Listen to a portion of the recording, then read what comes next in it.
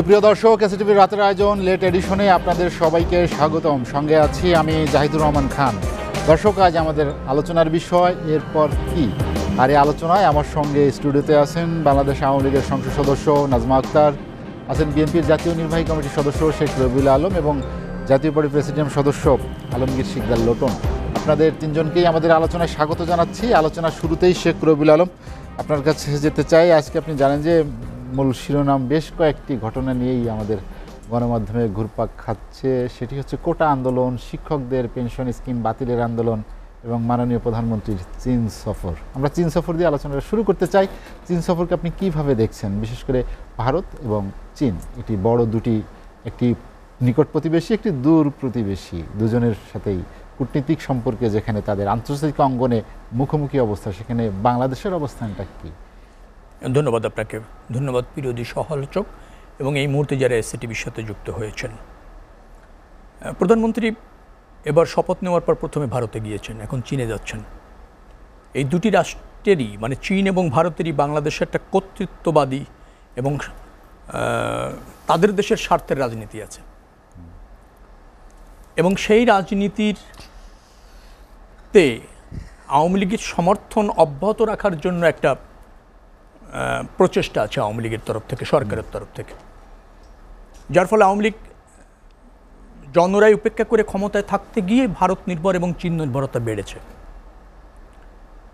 যার ফলে ওই যে কর্তৃত্ববাদী যে আপনার ভূ রাজনীতি অথবা আঞ্চলিক রাজনীতি, দক্ষিণ এশিয়া বা দক্ষিণ পূর্ব এশিয়ার যে রাজনীতি, সেই জায়গায় বর্তমান সরকারকে একটা চেক অ্যান্ড ব্যালেন্স করতে হচ্ছে। সে উভয়ের আনুকূল্য চাচ্ছে, উভয়ের সমর্থন চাচ্ছে, আবার দেশ পরিচালনার ক্ষেত্রেও চীনের একটা ভূমিকা থাকে অর্থনৈতিকভাবে। সেই জায়গায় একটা চেক অ্যান্ড ব্যালেন্সের রাজনীতি আওয়ামী লীগ করতে চাচ্ছে বা সরকার করতে চাচ্ছে, তারই অংশ হিসেবে এই সফর। চীনের যে ব্যাপারটা, চীন তো ধরেন অর্থনৈতিক কূটনীতি চীনের প্রাধান্য পায় এবং এই অঞ্চলে ওয়ান বেল্ট ওয়ান রোডের যে রাজনীতিটা রয়েছে, অর্থাৎ আপনি যদি ওইভাবে যান তাহলে আমাদের এই ইন্দো প্যাসিফিক যে অঞ্চল, এই অঞ্চলে পৃথিবীর প্রায় অর্ধেক লোক বসবাস করে। আগামীতে বিশ্ব জিডিপির প্রায় 45% 2040 সালের মধ্যে কিন্তু ইন্দো প্যাসিফিক অঞ্চলে চলে আসবে।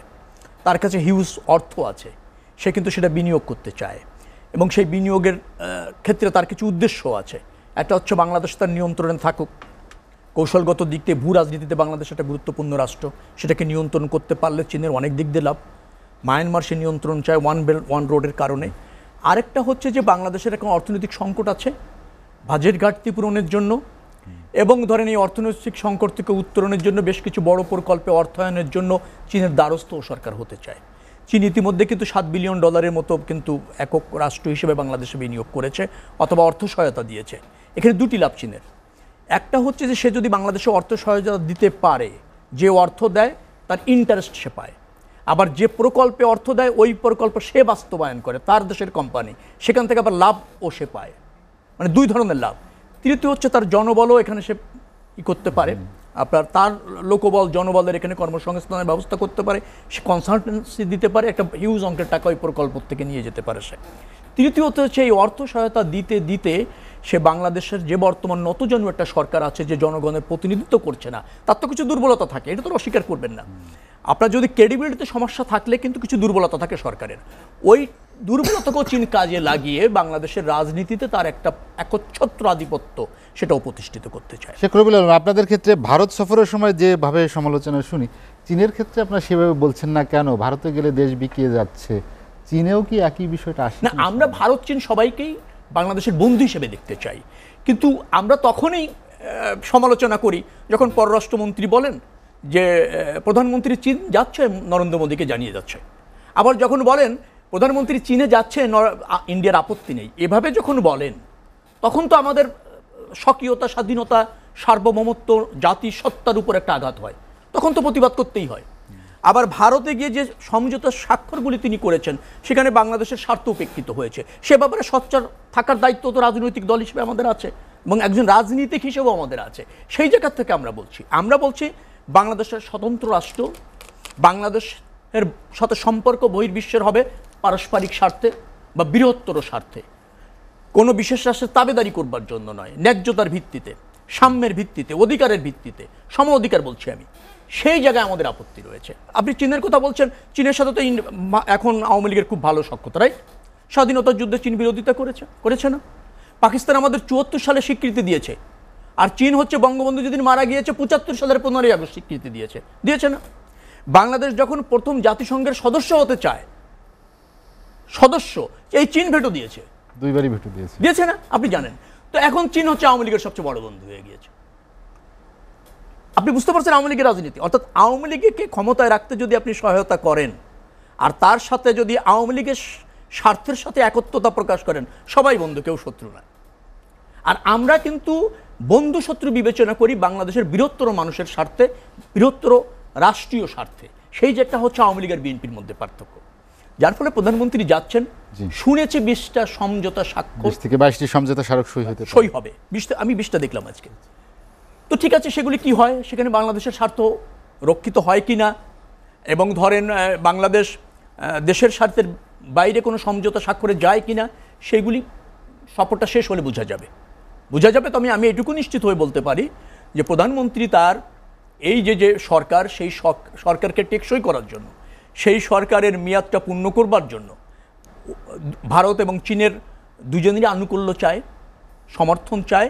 সেই সমর্থনটা কোনো ক্ষেত্রে জাতীয় স্বার্থ বিসর্জন দিয়ে চাচ্ছে, তার থেকে যেন অন্তত বিরত থাকুক। আমরা একটু শুনে আসি নাজমা আক্তারের কাছে, এই সমর্থন বা আনুকূল্য কিভাবে পাবে বাংলাদেশ, যেহেতু দুটি দেশ তারা আন্তর্জাতিক রাজনীতিতে পরস্পর বিরোধী, মুখোমুখি। যেটি শেখ রবিউল আলম বলছিলেন যে চীনের ক্ষেত্রে যে ধরনের সমালোচনা আর ভারতের ক্ষেত্রে ঠিক উল্টো সমালোচনা। আপনার কি মনে হয় যে দুটাকে ব্যালেন্স করে একটি বাংলাদেশ আওয়ামী লীগের, বিশেষ করে মাননীয় প্রধানমন্ত্রীর রাজনৈতিক মুনশিয়ানার একটা বড় দক্ষতার ছাপ থাকে কিনা? আপনাকে ধন্যবাদ। আসলে কূটনৈতিক সম্পর্ক বলে একটা কথা আছে, এটা আমরা কূটনৈতিক সম্পর্ক যারা বোঝে, যারা জানে, আমার মনে হয় শেখ রবিউল আলমও জানেন যে সকলের সাথে বন্ধুত্ব, কারোর সাথে শত্রুতা নেই। এটা হচ্ছে আমাদের আওয়ামী লীগের সরকারের নীতি, বঙ্গবন্ধুর নীতি। তো সুতরাং এখন আমরা উন্নয়ন সহযোগী রাষ্ট্র বা মানে সংস্থা সকলের সাথে আমরা বন্ধুত্বপূর্ণ সম্পর্ক গড়ে তুলতে চাই, এবং অলরেডি সেটা আমরা সাকসেস হয়েছি।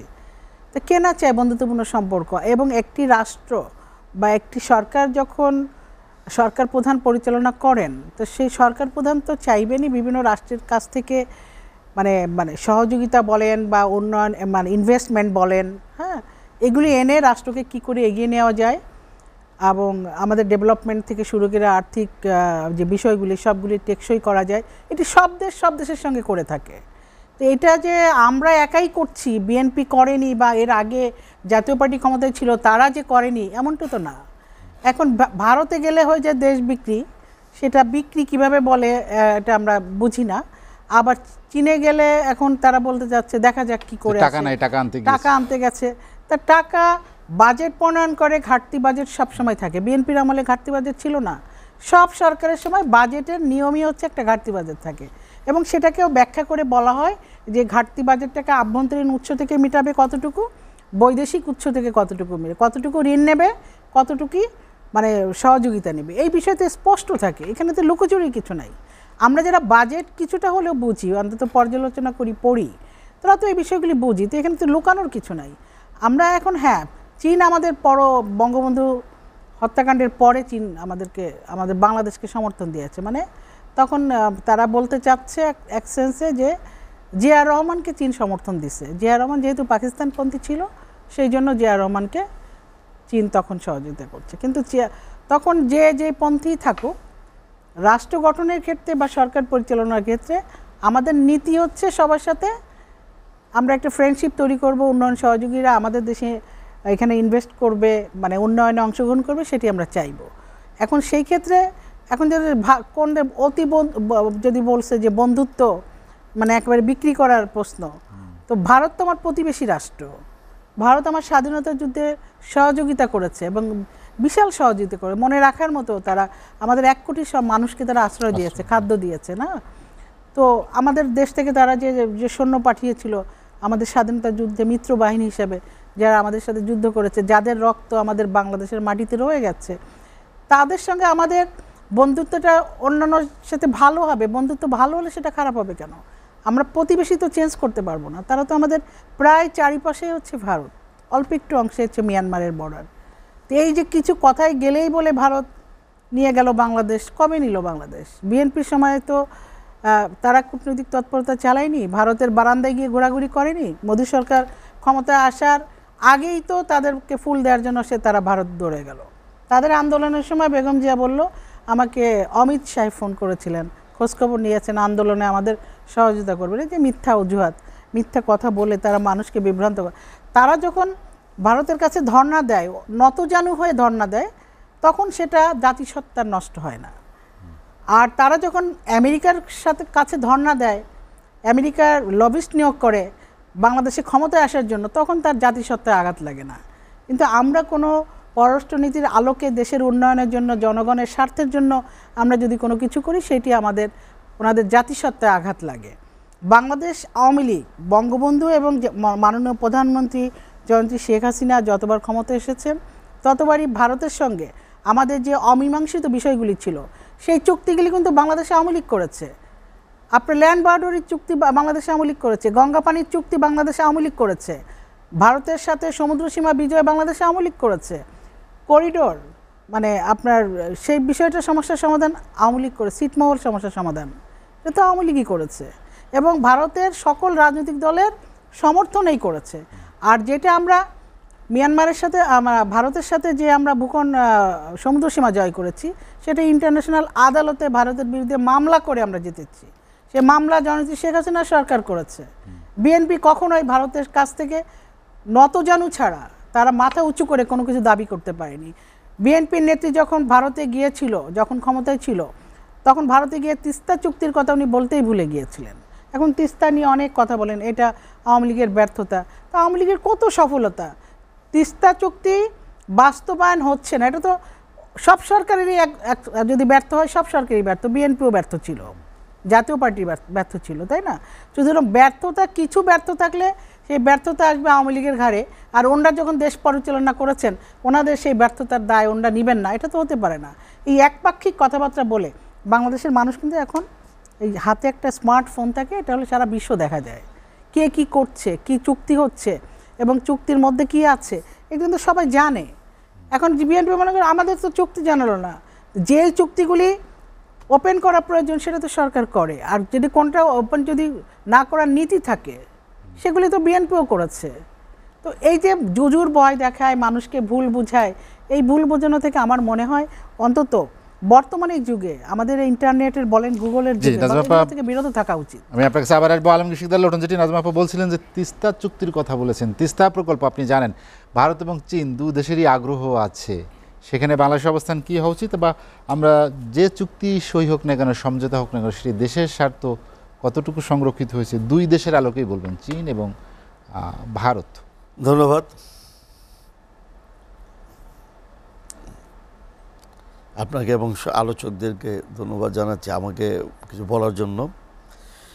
বেগম খালেদা জিয়া অসুস্থ, তার আমি সুস্থতা মানে কামনা করি, প্রত্যাশা করি। জি, ভদ্রমহিলা হাসপাতালে আছে নাকি আমি জানি না, খুব অসুস্থ। আবার গতকালকে রথযাত্রা, হিন্দু ধর্মাবলম্বী 7 জন নাকি 5 জন বিদ্যুৎ স্পর্শে বগুড়ায় মারা গেছে, তাদের প্রতি আমার সহানুভূতি আছে। হ্যাঁ, আমরা চাই যে শোকসপ্ত পরিবারের প্রতি আমার সহানুভূতি জাতীয় পার্টির পক্ষ থেকে। এবং এই মাসের 14 তারিখে আমার নেতা পল্লী বন্ধু মোহাম্মদ এরশাদের 5ম মৃত্যুবার্ষিকী। তাই সব ক্ষেত্রে যে মানে মাসটাই একটা মানে রথযাত্রায় যখন এত বড় আঘাত আসছে, আমি হিন্দু ধর্মাবলম্বীদের বলছিলাম যে ভাই বৃষ্টি তো পড়লো না, ঘটনা কি? কারণ রথযাত্রা মানে দড়ি টান দিলেই বৃষ্টি পড়ে, এবার কিন্তু বৃষ্টি তেমন পড়ে নেই। আমি আবার আমার বন্ধুদের সাথে ইয়া করছিলাম, তা আপা বললেন না যে তিস্তা চুক্তি আপনি কিন্তু জাতীয় পার্টিরও ছাড়লেন না, ভালো কথা। একটু আবার আপা মাঝে মধ্যে আমার উপরে রাগ হয়, একবার আমার সাথে রাগ করছে। আপা, মাননীয় প্রধানমন্ত্রী যখন নরেন্দ্র মোদীর শপথ অনুষ্ঠানে গেল, তারপর দেখেন আমাদের অবস্থাটা কি। আমি কিন্তু গেলোবারও বলেছি যে আমার খুব কষ্ট লেগেছে। হ্যাঁ, একটা নিমন্ত্রণের মাধ্যমে গেছে যে চীনের যাওয়ার আগে আপনারা আমার সাথে দেখা করে যান। মানে কারোর কাছে আমরা জিম্মি হয়ে গেলাম কিনা, আমার ওইটি খুব কষ্ট লাগছে যে আমরা কি জিম্মি নাকি, বা চীন বা ভারতের কাছে। ভারত স্বাধীনতা যুদ্ধে আমাদের 1 কোটি মানুষকে আশ্রয় দিয়েছে, তখন আমি ক্লাস 2 এর ছাত্র, আমিও আশ্রিত ছিলাম ভারতে। আমার কাছে আমি ওই প্রশ্নটাই করেছি যে হ্যাঁ। ভারতে গেলে যে ধরনের সমালোচনা হয়, চীনে গেলে সে ধরনের হয় না কেন? দুটিই তো রাষ্ট্রীয় সফর। না, ভারত তো আমার পার্শ্ববর্তী, পাশের বাড়ির সাথে একটু ঝগড়াটা বেশি থাকে না, দূরেরটা তো একটু দূরে থাকে। আর ভারত তো খুব কৌশলে এই যে ট্রানজিট বলেন, ট্রান্সশিপমেন্ট বলেন, করিডোর বলেন, এগুলি তো আর চীনের প্রয়োজন নেই, খুব কৌশলে কিন্তু এগুলি আমাদের থেকে আদায় করে নিয়েছে। হ্যাঁ, আমি হাইলি মানে এক্সপেক্ট করি যে ভারত করেছে, এটা ভালো। হ্যাঁ, এটাকে আমি অস্বীকার করবো না যে না করেনি। এত বছর 52-53 বছর পর ওনারা তো স্বাধীনতা যুদ্ধের পর সৈন্য রাখেনি। হ্যাঁ, আমাদের মুক্তিযুদ্ধের আন্দোলন 9 মাসে এত তাড়াতাড়ি দেশ স্বাধীন হয়ে গেল। ভারতের তো সহযোগিতা ছিল। ওই যে বললো না আপনাদের ভারতের রক্ত এই মাটিতে আছে, তা আমি ভারতের প্রতি সবসময় সমর্থন। কিন্তু বঙ্গবন্ধু শেখ মুজিবুর রহমান, জাতির জনক বঙ্গবন্ধু শেখ মুজিবুর মারা যাওয়ার পর কিন্তু চীন আমাদেরকে স্বীকৃতি দেয়। তাই এই যে স্বীকৃতি দেয়, এখন মাননীয় প্রধানমন্ত্রী চীনে গিয়েছে যে 22 সমঝোতা চুক্তি নিয়ে। আমি মাঝে মধ্যে চিন্তা করি যে এই যে এই ভারত নিচ্ছে, ভারত ট্রানজিটে আমাদের থেকে নিয়ে যাচ্ছে। এখন জাহিদ ভাই, একটা কথা কি আপনি একটু কি খেয়াল করবেন যে যদি বলি বঙ্গোপসাগরের থেকে অস্ট্রেলিয়া আমি ট্রেন লাইন করবো, এটা কি হাস্যস্কর ব্যাপার হবে না? যদি বলি বঙ্গোপসাগর থেকে, তা ভারতের ট্রানজিট দেওয়াতে আমাদের কিছু কিছু মন্ত্রী, মাননীয় মন্ত্রীরা, আমি ডিউ টু মাই রেসপেক্ট, তারা বলছে যে ভুটান এবং নেপালে আমরা তো ট্রেন চুক্তি করেছি। আচ্ছা, ভুটান আর নেপালের ট্রেন চুক্তি ওই বাড়ির সামনে কোনো দিনই আর যেতে পারো না। প্রচণ্ড গহীন এক পাহাড় পর্বত, সেখানে আবার ট্রেন চুক্তি করে লাভ কি আমার? ওই যে চিকেন নেকের ওই জায়গাটার মধ্যে কিন্তু ট্রেনটা আটকে যাবে, ওখানে আর যেতে পারবে না। তাহলে এই যে করিডোর বললো যে আমরা নেপাল এবং ভুটানে ট্রেন নিয়ে যাব, প্রশ্নই আছে না। তাহলে তো এতদিন ভারতই করতে পারতো। হয়তো কেউ জানে কি না জানি না, আমি বহুবার গিয়েছি, আমি জানি প্রশ্নই আসছে না। এটা হাস্যস্কর ব্যাপার। এটা জনগণকে একটা মানে শুভঙ্কর ফাঁকি ছাড়ার কিছু না। কারণ ওই চিকেন নেক যদি যেতে পারবে, আর বেশি আর পারবে না। আর চীনের যে সহযোগিতা কথা বললো যে চীন আমাদেরকে সহযোগিতা করবে, শ্রীলঙ্কার অবস্থা খেয়াল আছে তো? চীন সহযোগিতা করে কিন্তু শ্রীলঙ্কারে দেউলিয়া করছিল। এই খবরটা কি কারো মনে নেই? তাই চীন যে সহযোগিতা করছে, আবার মাঝে মধ্যে দিয়ে পদ্মা সেতু টাকাও যায়। হ্যাঁ, তাই চীন সবসময় টাকা দেওয়ার জন্য বসে রয়েছে, আবার সুদর্শন কান ধরে আদায় করে নিব। দেখেন আমাদের স্বাধীনতা সার্বভৌমত্ব নষ্ট হয় কিনা, এটা এই দিকটা খেয়াল করতে হবে। কারণ চীন কিন্তু তার 7 সিস্টারের বেলায় খুব তীক্ষ্ণ পর্যবেক্ষণ করছে বাংলাদেশ কি করছে। এই কারণে আমাদেরকে এত জামাই আদর। চীন আবার আমাকে কেন জামাই আদর দিব? ডিউ টু রিজন ভারত আমাদেরকে যেহেতু সার্বিকভাবে সহযোগিতা করছে, ট্রানজিট দিচ্ছে, করিডোর দিচ্ছে। এখন চীনেরও মাথা ব্যথা যে বাংলাদেশে সব কিছু যদি তারা পার্শ্ববর্তী রাষ্ট্র নিয়ে যায়, তাহলে আমি চীন বসে থাকুম কেন? আমি তো বসে থাকি, আমি তো উন্নয়নের জন্য বাংলাদেশে সব ধরনের সাপোর্ট দিচ্ছি। তো ওইটা দেওয়ার জন্য মাননীয় প্রধানমন্ত্রী 4 দিনে সফরে গেছে। আমি মাননীয় প্রধানমন্ত্রীর প্রতি অকুণ্ঠ শ্রদ্ধা রাখি যেন আপনি যেন খুব শান্তিপূর্ণভাবে চুক্তিটি সম্পন্ন করবেন। কারণ কি, এই যে ট্রানজিট চুক্তি এগুলো হয়েছে না, এই যে আমরা যে ট্রানজিট চুক্তি করলাম ভাই, আপনি জানেন আমাদের রাজনৈতিক দূরদর্শিতা কত কম ছিল। উনারা কিন্তু সব দিকটা তারা আদায় করে নিছে। আমরা কি আদায় করলাম? 8টা নাকি 10টা চুক্তি করলাম। কি ইলিশ মাছ যাইব, আম যাইব, হ্যাঁ, তারপর কি আর কি জানি বললো, এগুলি যাইব। তো এগুলিতে ভারত আমাদের সাথে কি চুক্তি করছে? ট্রেন আসবে, গাড়ি আসবে, এবং নট অনলি দ্যাট, আমি বইমেলা ইয়েতে গিয়েছিলাম, ওই আখাউড়ায় বইমেলা, তখন হ্যাঁ আগরতলা যাওয়ার পর যে ট্রেন স্টেশন দেখেছি, যে বাস স্টেশন, তখনই আমার ভিতরে একটা কামড় দিয়েছিল যে এত বড় বড় ট্রেন স্টেশন, বাস স্টেশন, অথচ রাস্তার খবর নাই। এখন বুঝতে পারলাম যে রাস্তার খবর আছে। এই যে ট্রানজিট হলো, এবং ভারত আওয়ামী লীগকে তারা ক্ষমতায় নিয়ে এসছে তাদের প্রয়োজনে, এটাই স্বাভাবিক। ওই 10টা অস্ত্র চলে যাব, ওটা তো দিব না তারা ভাই। ওটা তো দিব না, আমি কারো পক্ষে বিপক্ষে বলছি না। হ্যাঁ, ওই যে ভাই বিএনপির ভাই একটু পরে আমার সাথে কথা বলবো না, আমি তো বলছি না যে আপনারা দিচ্ছেন, কিন্তু উনাদের পিরিয়ডে গিয়েছে যেহেতু সেহেতু উনাদের একটা উপরে দোষটা পড়ে। এখন বাকিটা তো আর আমি বলতে পারবো না। তো সেক্ষেত্রে বলবো যে ভারত তো তার সিকিউরিটির জন্য সে সর্বোচ্চ চেষ্টা করবে, তার 7 সিস্টার বাঁচানোর জন্য সর্বোচ্চ চেষ্টা করবে। মাত্র বার্মার বর্ডারে, আবার বার্মা বর্ডারে ওই সেন্ট মার্টিনে 2-3টা জাহাজ আসলো। আমাদের আমি সম্মানের সাথে বলবো আমাদের আর্মিদের বা নেভেল ফোর্সদের তেমন আমি ভূমিকা দেখি নাই। কেন, আমরাও তো আছি, ভূমিকা দেখবেন না? এটা তো দেখানো উচিত ছিল। আমাদের একটা শিপ যদি ওখানে চলে যেত, অসুবিধা কী আসছিল? আপনি ধাক্কা দিবেন, আমি ধাক্কা দিতে পারি না? হ্যাঁ, আমাদেরও তো সে শক্তি আছে, শক্তিগুলি না দেখালে আমরাও তো দুর্বল হয়ে যাই। খালি ওই ভারত আর চীনের প্রতি পরনির্ভরশীল জাতি হয়ে থাকবো, এটা তো মেনে নেওয়া যায় না ভাই। আমরা একটা বিরতি নিতে চাই, বিরতির পর আবার আসবো। দর্শক, লেট এডিশনে নিচ্ছে একটা বিরতি, ফিরবো শীঘ্রই, সঙ্গেই থাকুন।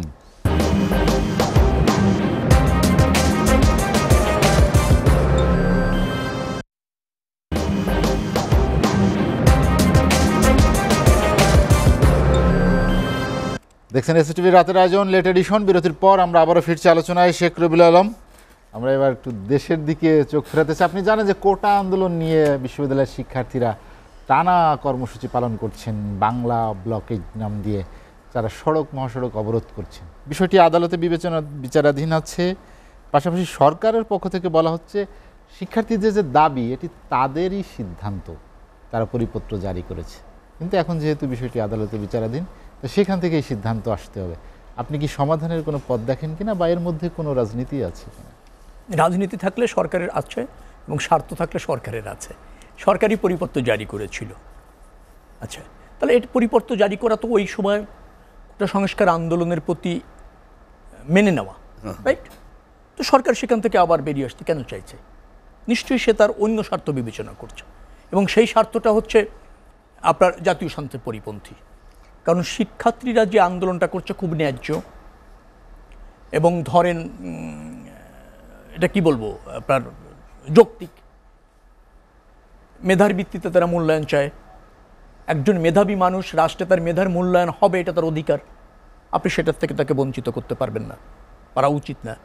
তারপর হচ্ছে স্বাধীনতার 53 বছর পর আপনি যদি এই মেধাবীদের মূল্যায়ন না করেন, সংবিধানের ওই অংশটার কথা বলেন যেটা স্পষ্টভাবে আছে যে অনগ্রসর একটা শ্রেণীকে আপনি বিশেষ সুবিধা দেবেন সাময়িক সময়ের জন্য, সেইটাকে যদি বিবেচনা করতে যান এবং সেটাকে যদি মুক্তিযোদ্ধাদের মধ্যে নিয়ে আসেন, তার দ্বিতীয় প্রজন্ম অর্থাৎ নাতনিদের প্রতি নিয়ে আসেন, তাহলে তো পুরা দেশটা এবং জাতিটাই অনগ্রসর হয়ে যাবে, রাইট? মানে আপনি একটা ছোট্ট অংশকে অগ্রসর করতে গিয়ে হোল নেশনটাকে অনগ্রসর করে ফেলছেন। কোটাটা আপনি দেখেন 56% শুধু বিসিএসে, এটার কথা বলা হচ্ছে। আপনি যদি নন গেজেটেড বলেন, প্রথম এবং দ্বিতীয় শ্রেণীর চাকরিতে কিন্তু 61% কোটা। আবার যদি তৃতীয় চতুর্থ শ্রেণীর চাকরিতে যান 70% কোটা। আপনি যদি রেলওয়ে চাকরিতে যান 82% কোটা। আপনি যদি সরকারি প্রাথমিক শিক্ষার নিয়োগ চাকরিতে যান 96% কোটা। ধাপে ধাপে এটা করা হয়েছে। কেন করা হয়েছে? নিশ্চয়ই মেধাবীদের তার মূল্যায়ন করা উচিত। এটা কিন্তু বৈষম্য।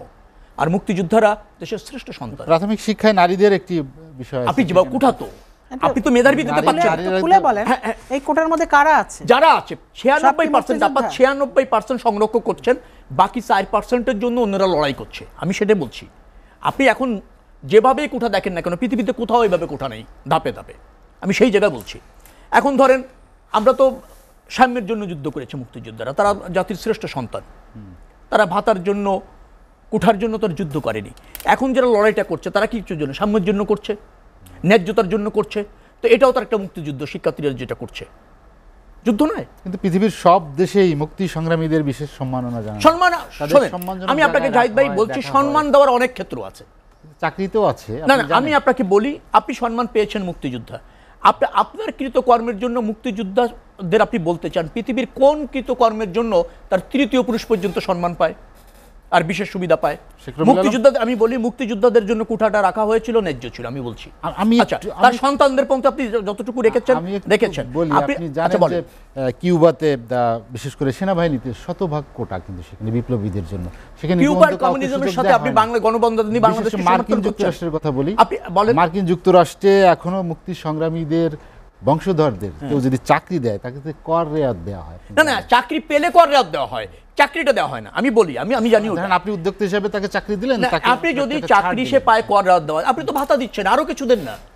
আপনি কেন মেধাবীদের বঞ্চিত করতে চাচ্ছেন? শোনেন, মুক্তিযোদ্ধার শহীদদের চেয়ে বড় স্যাক্রিফাইস কেউ আছে? যারা মুক্তিযুদ্ধে শহীদ হয়েছে 30 লাখ, তাদের কোন জায়গায় মূল্যায়ন করেছেন? কোন কোঠায় রেখেছেন? রাখছেন? রাখেননি। আপনি 2,79,000 মুক্তিযোদ্ধার লিস্ট করেছেন, এই বিতর্কিত লিস্ট, সেটাও আছে। রাজনৈতিক বিবেচনা করেছেন, তাও আছে। টাকা পয়সা দিয়ে জামুকা অনেককে লিস্টের অন্তর্ভুক্ত করছে, এই অভিযোগও আছে। 50 বছর বয়স হয় নাই, তারা মুক্তিযোদ্ধা হয়েছে হাজার হাজার, সেটাও আছে। 62,000-এর বিরুদ্ধে অভিযোগ আছে। এরকম একটা লিস্ট করে আপনি মেধার 30% তাদেরকে তৃতীয় প্রজন্ম এনে দিবেন, সেটা ন্যায্য হলো? আর সেই ন্যায্যতা কি মুক্তিযোদ্ধার অর্জন? মুক্তিযোদ্ধা কি এই কোঠার জন্য আর এই ন্যায্যতার জন্য যে লড়াই করেছে? হ্যাঁ, আমি আপনাকে বলছি যে অনগ্রসর একটা শ্রেণীর কথা সংবিধানে যেভাবে আছে, সেইটার আলোকে যদি আপনি কিছু কোটা সংরক্ষণ করেন, ঠিক আছে। কোটা সংস্কার আন্দোলন তো যৌক্তিক সংস্কার ছিল জাহিদ ভাই, বাতিল ছিল না আন্দোলন। কেন আপনারা বাতিল করেছিলেন? আমার প্রশ্ন তো সেখানে। 2018-তে যখন শিক্ষার্থীরা আন্দোলনটা করে, তারা চাইল কোটা সংস্কার, আপনি করে দিলেন কোটা বাতিল। আপনি করলেন কেন? আপনার কোন স্বার্থ? আবার এইবার ক্ষমতায় আসার পর, শপথ নেওয়ার পর আবার মনে হলো যে না, সেইটার থেকে আপনার ফিরে আসতে হবে। এটা একটা চাতুরতা, এটা মেধার সাথে প্রতারণা। রাষ্ট্রতা করতে পারে না, আমি সেই জায়গায় বলছি। আর আপনি মুক্তিযোদ্ধার কথা, এখনো অনেক কথা আসলো। বাংলাদেশে মুক্তিযোদ্ধা নাকি মুষ্টিমে কয়েকজন রাজাকার ছাড়া? কালকে আমি সিনিয়র অ্যাডভোকেট পান্না সাহেবের একটা বক্তব্য শুনছিলাম। প্রধানমন্ত্রীর মাও মুক্তিযোদ্ধা, কারণ তিনি হাউস অ্যারেস্ট ছিলেন, রাইট? আচ্ছা, বেগম খালেদা জিয়া হাউস অ্যারেস্ট ছিলেন, মুক্তিযোদ্ধা। এরকম অসংখ্য মুক্তিযোদ্ধা আছে যারা ইন্ডিয়াতে চলে গেছিল। 1 কোটি মানুষ, 5.5 কোটির উপরে মানুষ বাংলাদেশে এই পাক বাহিনীর অত্যাচার নির্যাতন সহ্য করেছে, সরাসরি যুদ্ধ করেছে, প্রত্যক্ষভাবে যুদ্ধ করেছে। মুষ্টিমেয় কয়েকজন রাজাকার ছাড়া সবাই তো মুক্তিযোদ্ধা। আপনি কেন 2,79,000 মুক্তিযোদ্ধার লিস্ট করে তাদের মধ্যে 30% দিচ্ছেন? আমি শেষ করে দেবো প্লিজ, আপনি নির্দয় হবেন না এরকম। আপনি রাজাকারদের লিস্ট করার উদ্যোগ নিয়েছিলেন, এই আওয়ামী লীগ সরকার নিয়েছিল। 10,000 লিস্ট করেছেন, 8,000 আওয়ামী লীগ করে রাজাকার। যে 10,000-এর লিস্ট করছেন, 8,000 পাওয়া গেছে আওয়ামী লীগের রাজনীতির সাথে যুক্ত। তাহলে এখন তো রাজাকারদের দলই হয়ে গেছে আওয়ামী লীগ, সেভাবে বলবেন? পরে ওই লিস্ট বাতিল করেছেন না? বাতিল করে দিতে হয়েছে। অর্থাৎ আপনি মুক্তিযোদ্ধা নিয়েও ডিবেট করছেন, মুক্তিযোদ্ধার তালিকাটাও স্বচ্ছ না। তারপর তার তৃতীয় প্রজন্ম, সেখানে এসে এই আধুনিক যে যুগ, আমি আপনাকে বলি, এই যে প্রতিযোগিতাপূর্ণ যুগ, এখনকার মেধার কোনো বিকল্প নেই। রাষ্ট্র বিনির্মাণে মেধা দরকার। আপনি এর কোঠার মাধ্যমে অযোগ্য লোকদের বা কম মেধাবী লোকদের যখন চাকরিতে দেবেন, এই যে দুর্নীতি বলেন, এই যে প্রশ্ন ফাঁস বলেন, এই যে ধরেন যে সমস্ত নাম আর বলতে চাই না, এই যে দুর্নীতি তো স্বর্গরাজ্য হয়ে গেছে বাংলাদেশ, সেগুলি কি মেধাহীনতার একটা কারণ না? নিশ্চয়ই কারণ। এই জায়গায় আপনাকে মনোযোগী হতে হবে, সেই জায়গায় আপনি মনোযোগী থাকবেন। আমি একটু শুনে আসি নাজমা আক্তারের কাছে, সেখানে সরকার মনোযোগী আছে কিনা মুক্তিযোদ্ধাদের নিয়ে? কেন এই, আমি সরাসরি বলবো যে এই বিতর্ক কেন উঠছে? জানুয়ারি 7 তারিখে, রাইট? তো কোটা বাতিলের যে বাতিল করেছিল সরকার, যে পরিপত্র জারি করেছিল 2018 সালে, তখনকার ছাত্র আন্দোলন বা যুবদের ছেলেদের আন্দোলন, ছেলে মেয়েদের আন্দোলনের পরিপ্রেক্ষিতে টোটাল কোটা ব্যবস্থা বাতিল করেছিল। তো এরপরে মুক্তিযুদ্ধের সন্তানেরা কিছু 7 জন, তারা এটার সরকারের বিপক্ষে, সরকার কেন বাতিল করলো, সরকারের বিপক্ষে তারা চ্যালেঞ্জ করে রিট করেছে। তো এখন সরকারের বিপক্ষে তারা চ্যালেঞ্জ করে রিট করেছে, তা উনি আবার বলছেন যে সরকার এই ক্ষমতায় এসে এটা করতে চাচ্ছে। কত বড় একটা ডাহা মিথ্যা কথা বললো! এটা কিন্তু 2021 সালে করেছে, আর এটা 2024 সাল। মানে মানুষকে বোকা বানানোর জন্য, মানে অসত্য মিথ্যা এমন কোনো কিছু নাই যে বিএনপি নেতারা বানিয়ে না বলে। আরে এটা তো এখন যে আন্দোলন হচ্ছে, সেটা হচ্ছে তারা আদালতের বিরুদ্ধে আন্দোলন করছে। আমরা তো এখানে পার্ট না, আমরা হচ্ছে বিপক্ষের পার্ট। সরকার যারা আন্দোলন রিট করেছে তারা হচ্ছে বাদী পক্ষ, আমাদেরকে বিবাদী করেছে। তো সেখানে রায় কোর্ট কী দেয় সেটা দেখার পরে তো একটা সিদ্ধান্ত হবে। এখন বলতেছেন যে সংস্কারের আন্দোলন, তখন বাতিল করলো কেন? তখন তো একেবারে এক দফা বাতিল করতে হবে। মহিলারা, অনেক মেয়েরা রাস্তায় নেমে বলছে আমরা কোনো কোটা চাই না, আমরা স্বাধীনতা চাই, আমরা মেধায়। কয়জন মেধায়? যে মাননীয় প্রধানমন্ত্রী আক্ষেপ করে বললেন 18 সালের পরে এই পর্যন্ত প্রশাসনে ওই রকম কোনো নারীরা আসে নাই যে নারীরা তো অনগ্রসর জাতি, এটা তো স্বীকার করতে হবে। আপনার বিভিন্ন জেলায় আপনি সব জেলাকে তো একইভাবে মাপতে পারেন, আপনি কুমিল্লাকে আর ওই যে তেঁতুলিয়াকে তো একভাবে মাপলে চলবে না। বাংলাদেশ তো এখনও সেই পর্যায়ে যায়নি। তো সেই রকম আপনার শিক্ষিত বলেন, মানুষের পিছিয়ে পড়া জনগোষ্ঠী বলেন, আপনার পার্বত্য চট্টগ্রাম অঞ্চলে ক্ষুদ্র নৃগোষ্ঠী আছে, তাদের একটা কোটা। সরকারের উদ্দেশ্য কি, সংবিধানে কি লেখা আছে যে পিছিয়ে পড়া জনগোষ্ঠীকে সমাজের মূলধারার সঙ্গে সংশ্লিষ্ট করতে হলে, সংশ্লিষ্ট করতে হলে রাষ্ট্র কিছু বিশেষ সুবিধা তাদেরকে দিবে। এখনও কি নারীদের বিশেষ সুবিধার প্রয়োজন আছে? না, অবশ্যই আছে। নারীরা কি পুরুষের পাশাপাশি সমকক্ষতা অর্জন করেছে, 50-50 অধিকার অর্জন করেছে। আর নারীরা এখন সব নারীরা তো লেখাপড়াও করতে সুযোগ পায় না। যারা পায়, যারা কিছু আছে মেধাবী, ঠিক আছে, কিন্তু ওই মেধাবী কয়েকজন মেয়ে যদি রাস্তায় দাঁড়িয়ে বলে আমরা চাই না মেধা, তা বাংলাদেশের অন্য নারীরা যে পিছিয়ে পড়ছে সেই খবর কি তাদের আছে? ইমোশনাল হয়ে আন্দোলন করা, অযৌক্তিকভাবে আন্দোলন করার সাথে যৌক্তিকতা বিবেচনা করে, মানুষের কথা বিবেচনা করে, পিছিয়ে পড়া জনগোষ্ঠীর কথা বিবেচনা করে আন্দোলন করতে হয়। সেটি না করে আমাদের সমর্থন আছে।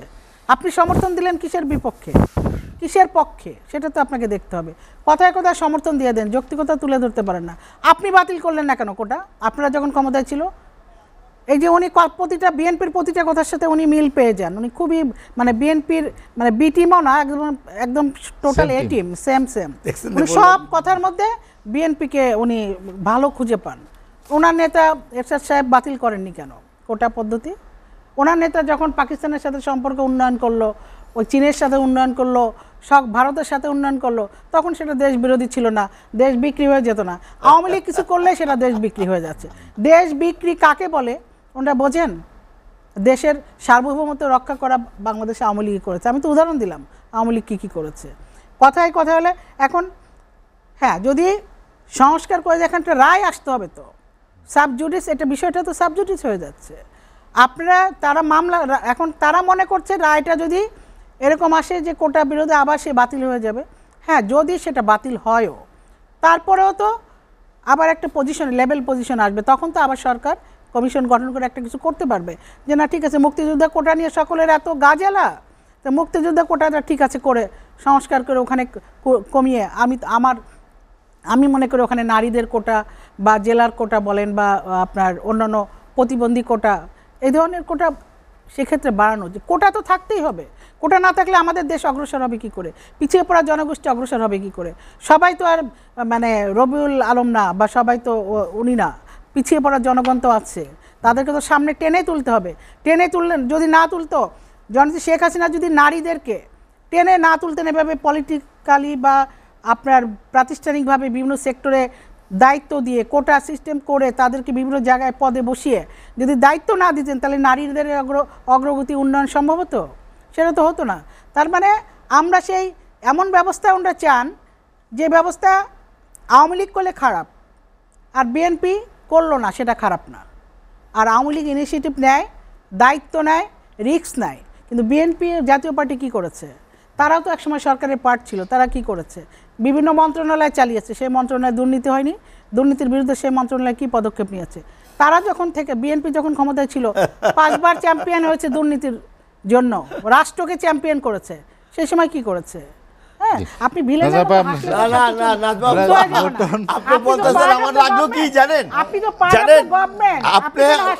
আপনি ভাগে কম পাইতে পারেন, আপনার নেতারা ভাগে ভালোই পেয়েছে, না ওইটা পাইলে পাইতে পারেন না, ওইটা না আপনার কম পড়েছে ভাগে। না রাজবাবু আপনি যেটা বলতেছেন আমি হাসি কেন জানেন, ফেয়ার ট্যাক্সের মাধ্যমে এরশাদের দুর্নীতির টাকার কারণে বের করার জন্য কোটি কোটি টাকা ইনভেস্ট করছিল, পারছেন না?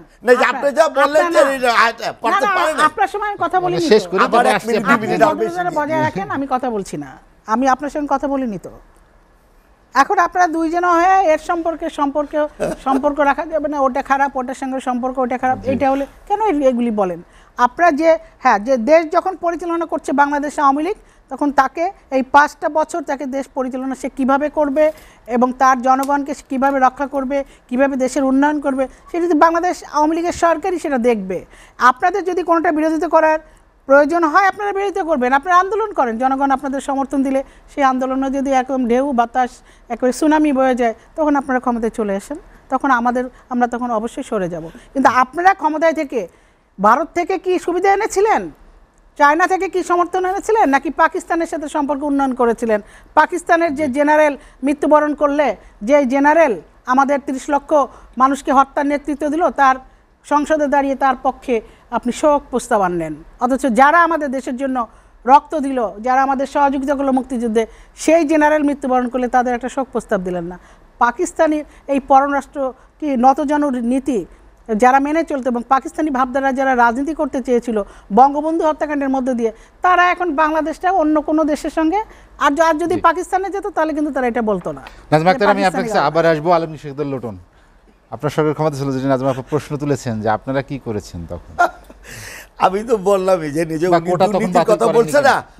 ভাগ খেয়েছে। আমি শাহ মুজ্জেমের দুর্নীতির জন্য, উনি মারা গেছে, আল্লাহ তাকে ব্যস্ত নসিব করুক, দুর্নীতি দুদক একবার না, আমরা তো সবাই গ্রেপ্তারই ছিলাম। দুর্নীতি করে ব্যস্ত যাবে আপনি ভাবেন কি?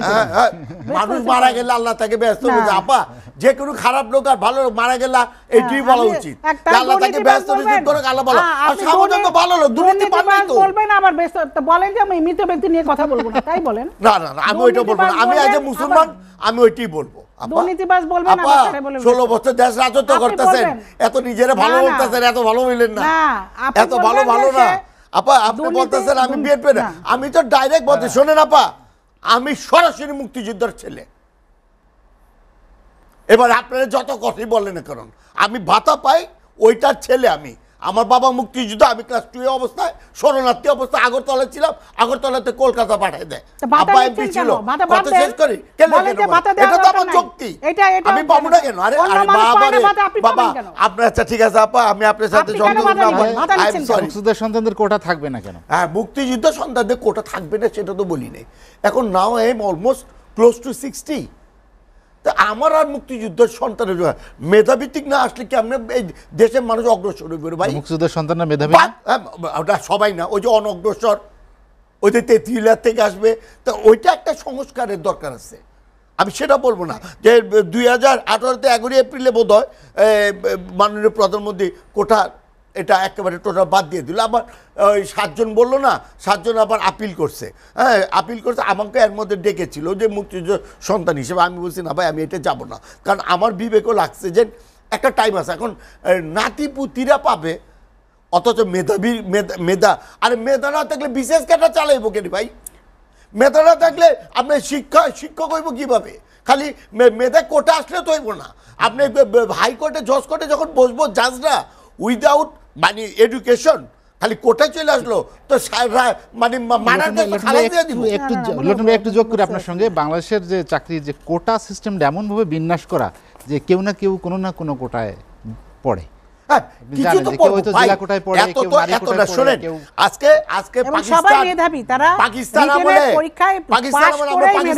পশ্চিম পাকিস্তানের জনসংখ্যা বেশি ছিলাম না, ছিলাম আমরা 7.5 কোটি বাঙালি ছিল, 15% ছিল সরকারি চাকরি, আর পশ্চিম পাকিস্তান ছিল 85%।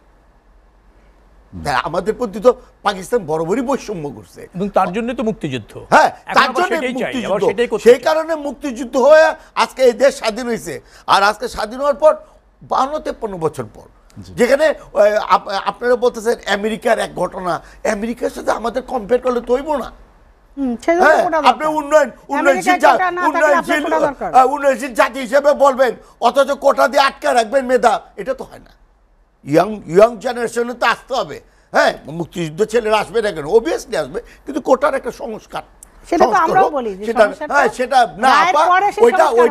এমন ভাবে কৌশল করছেন আপনারা যে হাইকোর্টে দিয়ে হাইকোর্টের মহামান্য আদালতের মাথায় বন্দুক রেখে, কাঁধে বন্দুক রেখে আপনারা স্বীকার করতেছেন। আপনি বলেন তো, এই দেশে এখন মুক্তিযুদ্ধ সন্তান সব আওয়ামী লীগের, বিএনপির বা জাতীয় পার্টির আছে নাকি? আমি মুক্তিযুদ্ধ সন্তান হিসাবে এই যে বইয়ের ব্যবসা করি, সব দেখি আওয়ামী লীগের লোকরা বইয়ের ব্যবসা বিভিন্ন জায়গায় সাপ্লাই বই দিচ্ছে। কই, আমি মুক্তিযুদ্ধ সলিড মুক্তিযুদ্ধ ছেলে হয়ে তো আমি বইয়ের ব্যবসা আমি কোনো সাপ্লাই দিতে পারি নাই, কারণ আমি জাতীয় পার্টি করি। তাহলে যে আওয়ামী লীগ, ওই যে রাজাকার 62% ভুয়া মুক্তিযোদ্ধা, আমি মুজিবুর রহমান খোকা বিদ্যা প্রকাশের মালিক, গত 4-5 দিন আগে তার সাথে ফোনে কথা বলছি যে আপনি মুক্তিযোদ্ধা, ক্লাস 9-এ পড়া অবস্থায় আপনাকে আপনার সম্বর্ধনা দিব, আমি আর সম্বর্ধনা নিব না। কেন? এত ভুয়া মুক্তিযুদ্ধ হয়েছে বাংলা বাজারে, আমি আর ওই সম্বর্ধনে যাব না। এই যে একজন রিয়েল মুক্তিযোদ্ধা এই কথাটা বলছে, এটা আমার জন্য কষ্ট লাগে না? আমার বাবা তো মুক্তিযোদ্ধা, আমি মুক্তিযুদ্ধকে স্যালুট মারি। হুসেন মোহাম্মদ এরশাদ আমার নেতা বলছে মুক্তিযুদ্ধের সর্বকালের সর্বশ্রেষ্ঠ সন্তান। আমার ভালোবাসা তো মুক্তিযুদ্ধ। যখন কোথাও যাই যে এই লোক মুক্তিযোদ্ধা, দুইবার তাকাই, ইজ এ ফ্রিডম ফাইটার। আমার আপন ভূপত ভাই ক্লাস 7 থেকে যুদ্ধ চলে এসে আর এজের উপজেলা সবচেয়ে ইয়াংগেস্ট মুসা ভাই, আমার আপন ভূপত ভাই, আমার আব্বার সাথে সবগুলি যুদ্ধে গেছে, সবাই যুদ্ধে গিয়েছে। তাহলে এখন কোঠার একটা যে অবস্থা, এখন এই দেশে যে এখন রায়টা দিয়ে দিল 5 তারিখে, 4 তারিখে মধ্যে একটু সুপ্রিম কোর্টে যাওয়ারও কথা ছিল, কোর্ট আর আনকোর্ট আমি যতটুকু শুনছি। হ্যাঁ, আবার 2018 সালে 11 এপ্রিল যখন এটা মাননীয় প্রধানমন্ত্রী এটা বাদ দিয়ে দিল পার্লামেন্টে, তখন কিন্তু একটা সংস্কারের জন্য একটা টিম তৈরি হয়েছিল 7 সদস্য বিশিষ্ট। তাহলে এই যে এগুলি আমি বলবো যে কোর্টের প্রতি সম্মান রেখে বলবো, আদালতের প্রতি আমি সম্মান রেখে বলবো, অ্যাটর্নির অফিস থেকে যেন নতুনভাবে আবার মানুষ আমাদের ছাত্রদের দিকে তাকিয়ে যেন তারা স্টেপ নেয়। আমি আদালতের প্রতিও শ্রদ্ধাশীল হয়েই বলবো যে কোঠার দিন তো আছে, কিন্তু তার মানে এই না আমার মতো 59 বছরের লোটন এখন আর মুক্তিযুদ্ধের ছেলে হিসেবে আমি চাকরি পাবো। হ্যাঁ, এগুলি এখন ত্যাগ করতে হবে। মেধাভিত্তিক ছেলে আসুক, কোটা থাকুক, সংস্কার হইলে আসুক না, মেয়েরা আসুক, অনগ্রসর আমাদের উপজাতি আছে, আরো অনেকে আছে, তারপর যারা শহীদ হয়েছে, পঙ্গুত্ব বরণ করেছে, কই শহীদ মুক্তিযুদ্ধ ছেলে তো কোনোদিন চাকরি দেখলাম না, পঙ্গুত্ব মুক্তিযুদ্ধ ছেলে চাকরি দেখলাম না। দেখছি কে এবার আওয়ামী লীগ করে, হ্যাঁ এই মুক্তিযুদ্ধ পোলা বাদ দিয়ে দিল, আদৌ কি মুক্তিযুদ্ধকে জানি না? আওয়ামী লীগ তো সবই এখন মুক্তিযোদ্ধা, তা আমরা তো কই কোনো তো শেয়ার পাইলাম না, কোনো অংশীদার তো পাইলাম না। আওয়ামী লীগ তো মুক্তিযুদ্ধের নেতৃত্ব দিয়েছে, অবভিয়াসলি। তার মানে তো এই না যে বাবা আওয়ামী লীগ করেছে, আমার বাবা আওয়ামী লীগ, আওয়ামী লীগ তো অবভিয়াসলি এই দেশ স্বাধীনতা আন্দোলনে আওয়ামী লীগের যে অবদান, নাহলে দেশ স্বাধীনে তো বঙ্গবন্ধু শেখ মুজিবুর রহমান তার প্রতি আমি শ্রদ্ধাশীল। আমরা আর একটা বিরতি নিব, বিরতির পর আবার আসবো। দর্শক, লেট এডিশনে নিচ্ছে আর একটা বিরতি, ফিরবো শীঘ্রই, সঙ্গেই থাকুন।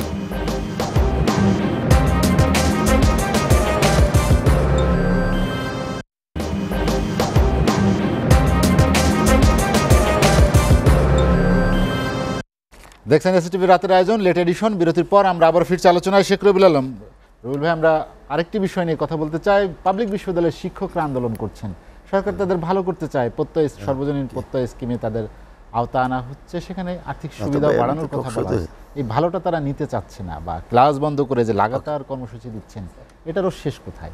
ধন্যবাদ আপনাকে। আমি এই বিষয়ে বেশি বলবো না, শুধু এটুকু বলবো, আপনি যাদের আর্থিক নিরাপত্তা নিশ্চিত করতে চাচ্ছেন সার্ভিসের পরে, তারাই নিরাপদ বোধ করছে না।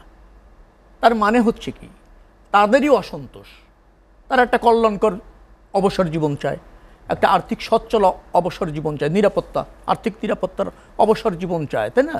তো আপনার কর্মসূচির মধ্যে বা আপনার সেই প্রত্যয় যে প্রকল্প, তার মধ্যে যদি সেটা থাকতো, নিশ্চয়ই তারা বুঝতো, মানতো, নিশ্চয়ই সেখানে শুভঙ্করের ফাঁকি আছে। আমার কাছে মনে হয়েছে সেটাও এক ধরনের রাষ্ট্রে যে অর্থনৈতিক সংকট আছে, একটা দীর্ঘমেয়াদী ঝুঁকিতে যাবে, সেখান থেকে জনগণের অর্থ নিয়ে আগে সরকার সেফ সাইডে থাকতে চায়, এবং সরকার এই ব্যবস্থাপনার প্রতি অনাস্থা আছে মানুষের, অর্থ ব্যবস্থাপনার প্রতি।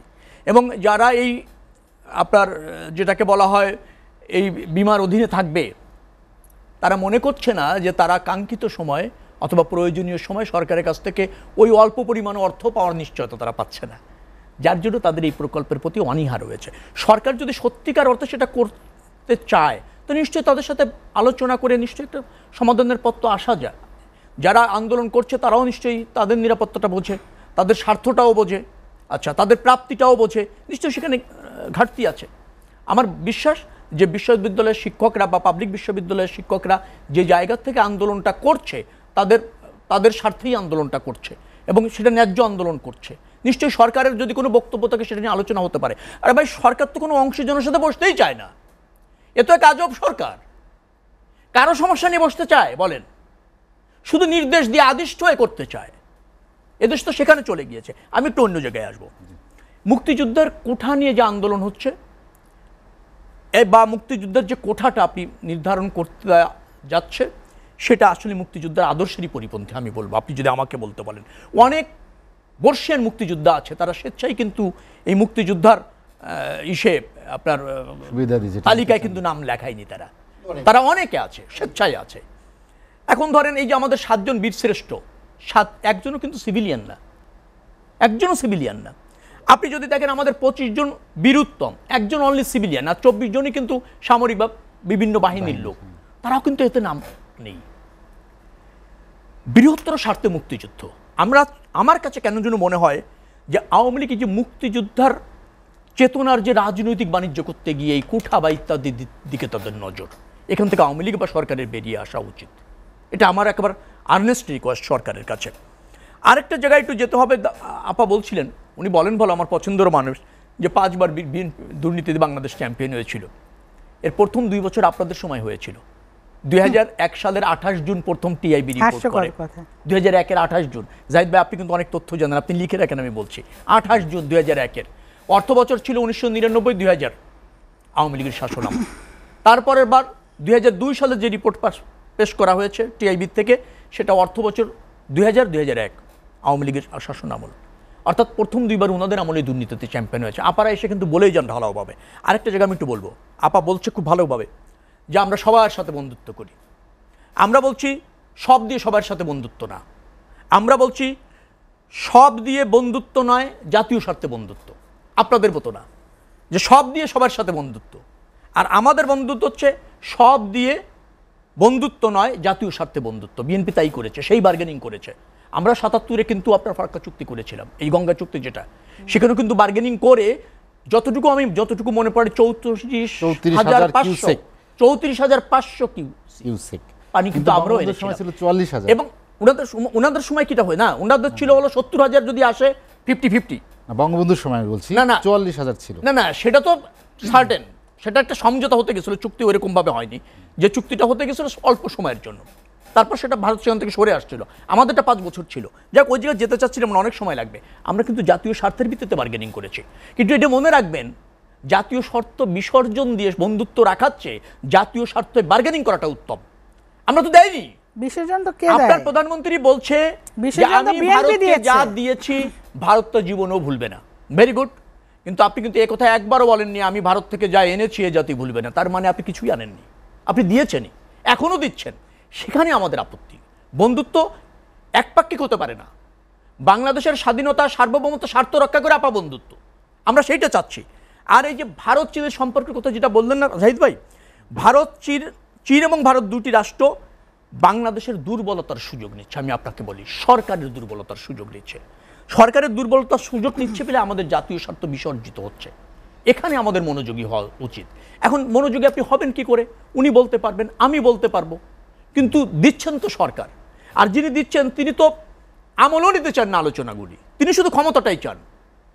যদি আওয়ামী লীগ আজকে রাজনীতির ট্রাকচ্যুত না হয়ে বার্গেনিং করতো এবং জনগণের রায়ের ভিত্তিতে ক্ষমতায় থাকতো, তাহলে জাতি হিসেবে সবাই তো থাকে সরকারকে সমর্থন দিত জাতীয় স্বার্থে, তাই না? কিন্তু আওয়ামী লীগ যেহেতু, আমি আবারও বলছি, যে জনগণের যথাযথ প্রতিনিধিত্ব করার সাহস হারিয়েছে, যে কোনো মূল্যে ক্ষমতায় থাকছে বিদায় আন্তর্জাতিক পরিমণ্ডলে দেশের স্বার্থ বিসর্জন দিয়ে তাকে ক্ষমতায় থাকতে হচ্ছে। সেটাই হচ্ছে বাংলাদেশের সবচেয়ে ক্ষতি। শেখ রবিউল আলম, হাতে সময় নেই, আপনাকে অসংখ্য ধন্যবাদ। নাজমা আক্তার, জাতীয় স্বার্থ বিসর্জন দিয়ে ক্ষমতায় থাকা, যেটি শেখ রবিউল আলম বললেন, সেখানে আসলে কি বিসর্জন দিল, কতদিন ক্ষমতায় থাকবে? রবিউল আলমরা ভালো করে জানে তো আওয়ামী লীগ কখনোই জাতীয় স্বার্থ বিসর্জন দেয়নি। শেখ রবিউল আলমরাই বিসর্জন দিয়েছে এবং তারা বিসর্জন দিয়েই ক্ষমতায় ছিল এবং আসতে চাচ্ছে। ক্ষমতা বিসর্জন দিয়ে, আমি বললাম না, আমেরিকার সাথে সব কিছু তারা দিয়ে দেবে, কিন্তু আমেরিকাকে বলে আমরা ক্ষমতায় বসিয়ে দাও, নির্বাচন যাব না, তোমরা একটা অন্যরকম একটা কেয়ারটেকার বসিয়ে আমাদেরকে যেভাবে পারো ক্ষমতায় বসিয়ে দাও। এই চুক্তির জন্য তারা তো ওখানে লবিস্টও করেছে, নিয়োগ করেছে। এটা হচ্ছে। আর আপনি শিক্ষকদের যে আন্দোলনের কথা বললাম, দেখেন শিক্ষকদের যে পেনশন, মানে যেটা পেনশন প্রত্যয় যেটি, সেটি হচ্ছে 2024 সালের জুলাই থেকে যারা জয়েন করবে তাদের জন্য। যারা আন্দোলন করছে তারা তো পূর্বের যে পেনশন সুবিধা আছে সেটাই ভোগ করবে। এখানে তো এটা তো অস্পষ্ট, এটা কিন্তু তারা বলছে না। তারা বলছে কি তাদের ভবিষ্যৎ শিক্ষকদের জন্য, ভবিষ্যৎ প্রজন্মের জন্য তারা এই প্রথা চায় না। তো ভবিষ্যৎ প্রজন্ম, আপনি যে শিক্ষক এখন এই কথা বলছেন, আপনি আপনার পূর্ববর্তী প্রজন্ম অনেক কিছু পায়নি, আপনি সেই সুযোগ সুবিধা পাচ্ছেন না, তাহলে আপনি কেন সেই সুযোগ সুবিধা ভোগ করছেন? পূর্ববর্তী সুযোগ আপনার যারা ছিল সিনিয়র শিক্ষকরা, তারা তো আপনি এখন বর্তমানে এই যে শিক্ষক সুবিধা পান সেটি তারা পায়নি। হ্যাঁ। সেটা তারা পায়নি, তাহলে আপনি সেটা যদি ভোগ করতে পারেন আর আপনার পরবর্তী যারা জুনিয়ররা আসবে তারা রাষ্ট্রের কোনো কাঠামো, রাষ্ট্রের কোনো সিদ্ধান্তের মধ্যে যদি তারা আসে, তারা যদি তখন এটা বলে যে না আমরা এটা আসতে চাই না, সেটা তাদের সিদ্ধান্ত হবে। আপনি কেন আগের শিক্ষকদের পক্ষ না নিয়ে পরের শিক্ষকদের পক্ষ নিচ্ছেন? নিজের বেলায় সুবিধা বেলায় নিজে ষোলো আনা, নিজেরা কেন বাইরে স্টুডেন্টদের পড়াশোনা না করিয়ে বাইরে আপনারা বিভিন্ন বিশ্ববিদ্যালয়ে পড়াচ্ছেন? আপনাদেরকে এই নীতির মধ্যে এটা আছে? শিক্ষক যারা ঢাকা বিশ্ববিদ্যালয়ে বলেন, অন্যান্য বিশ্ববিদ্যালয়ে যারা শিক্ষকরা করছেন, তারা বিভিন্ন জায়গায় ব্যবসা বাণিজ্য করছেন, তারা অন্য বিশ্ববিদ্যালয়ে পড়াচ্ছেন টাকার বিনিময়ে, এখানে তারা পড়াচ্ছেন না, নিজের বিশ্ববিদ্যালয়ে তারা পড়াচ্ছেন না। এই নৈতিকতা বোধটাও তো আপনাদের থাকতে হবে। শিক্ষকদের নামেও তো অনেক সময় অনেক দুর্নীতির অভিযোগ থাকে, তাদের অনেক সময় যে পিএইচডি ডিগ্রি চুরি করার মানে অনেক কমপ্লেইন থাকে অনেক শিক্ষকের বিরুদ্ধে। কোনো কোনো শিক্ষকের বিরুদ্ধে একসময় তো ছিল যে বিএনপির আমলের আমাদের এক শিক্ষক শুধু পলিটিক্যাল ডিপার্টমেন্টের একজন শিক্ষক, নাম বললাম না, তার ডিপার্টমেন্ট থেকে ছাত্র দলের 58 জনকে বিসিএসে টিকিয়ে শুধু টেকাই নি, রিটেনে না, একদম ভাইবা থেকে বের করে নিয়ে আসছিল সরকারি চাকরিতে। এটা জানেন না? এখন একই ডিপার্টমেন্টের 58 জন টিকলো, আমরা যখন বিশ্ববিদ্যালয়ের ছাত্র ছিলাম।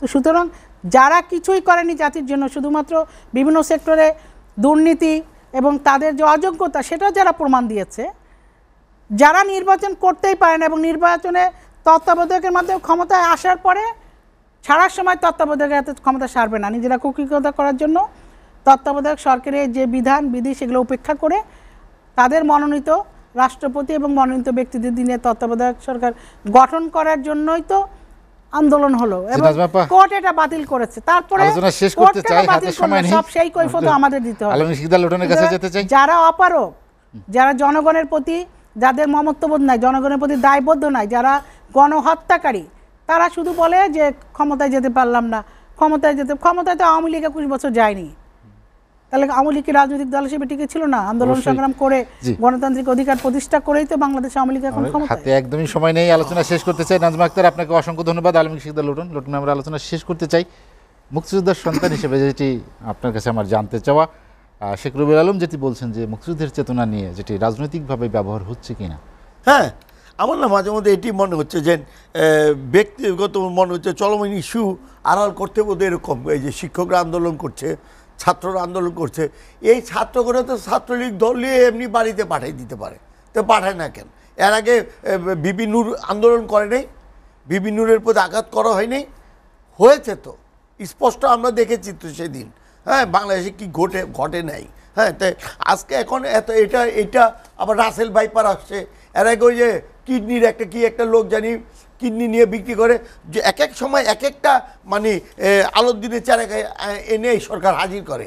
এখন এই সরকারে হাজির হয়েছে, এখন কোটা ছাত্রদের মাঠে নামিয়ে দিয়েছে, আজকে 2-3 দিন হয়। আবার শিক্ষকরা 35টা ঢাকা বিশ্ববিদ্যালয় সব 35টা সরকারি বা বেসরকারি শিক্ষকরা মাঠে নেমেছে। দেখেন, শিক্ষকরা মাঠে নেমেছে, অবস্থা কোথায় গিয়ে দাঁড়িয়েছে? ছাত্ররা শিক্ষকের সাথে নেই। কারণ কি জানেন, শিক্ষকরা আজকাল স্বার্থপর হয়ে গেছে। ওই যে বললেন না পিএইচডির কথা, হ্যাঁ, থ্যাংক ইউ ম্যাডাম। এই স্বার্থপরতার জন্য আজকে ছাত্ররা শিক্ষকের সাথে নেই, শিক্ষকরা ছাত্রদের সাথে নেই। যে কোটার আন্দোলনে আর পরিশেষে বলবো যে জাতীয় পার্টির একটা দুর্নীতি মামলা হয়নি। 35টা আমরা সিট পেয়েছিলাম, হুসেন মোহাম্মদ এক্সট্রা 5টা আসনে পাস করেছিল 91 সনে। আপনারা আমাদেরকে জেল কাটিয়েছেন বারবার, আওয়ামী লীগ বিএনপি উভয়ই। হ্যাঁ, না আপনারা করতে বাপরে বাবা, তো ভালো চাচ্ছে তো মুশকিল। হ্যাঁ, মামলা ছাড়াই জেলে মামলা চলছে, একটি মামলাও আমাদেরকে সাজা দিতে পারেন নাই। একটা কি সাদ্দামের এক পিস্তল আর একটা গুলি, তাও কোষাগারে জমা দেওয়া হয়নি, সেই কারণে হুসেন মোহাম্মদ এরশাদের সরকারি বাসভবনে পাওয়া যায়, এটাই তার অপরাধ। সেখানে আলমগীর সিকদার লোটন, হাতে সময় নিয়ে আলোচনা শেষ করতে চাই। আপনাকে অসংখ্য ধন্যবাদ। নাজমা আক্তার, শেখ রবিউল আলম, আপনাদেরকে অসংখ্য ধন্যবাদ। দর্শক জানিয়ে রাখি, টেলিভিশন পুনঃপ্রচার হয় সকাল 8টায়। আজ পর্যন্তই। ভালো থাকুন, সুস্থ থাকুন, এসএটিভির সঙ্গেই থাকুন।